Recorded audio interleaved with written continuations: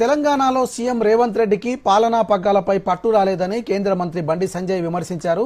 ముఖ్యమంత్రికి పాలన మీద పట్టుంటే రాష్ట్ర మంత్రులను ఏఐసీసీ నిర్ణయించడం ఏంటని ప్రశ్నించారు.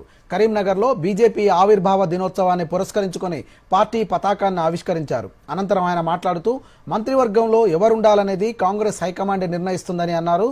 కాంగ్రెస్ అవినీతి పాలనను అంతం చేయాల్సిన సమయం ఆసన్నమైందని, హైదరాబాద్ను మజ్లిస్కు అప్పగించేందుకు కాంగ్రెస్, బీఆర్ఎస్ పోటీ పడుతున్నాయని అన్నారు. సన్నబియ్యం పేరుతో రాష్ట్ర ప్రభుత్వం భరించేది 10 రూపాయలేనని, ఆ విషయాన్ని తెలుసుకుని మంత్రులు, కాంగ్రెస్ నేతలు మాట్లాడాలని బండి సంజయ్ సూచించారు. విషయంలో, యూనివర్సిటీ విషయంలో మంత్రుల కమిటీ వేసారు. ఆ మంత్రులు ఏం చేయాలో తెలంగాణ రాష్ట్ర పిసిసి ఇన్ఛార్జ్ అయినటువంటి మీనాక్షి నటరాజన్ గారు సూచనలు ఇస్తారట. సొంత నిర్ణయాలు తీసుకునే పరిస్థితిలో కాంగ్రెస్ పార్టీ ప్రభుత్వం లేదు.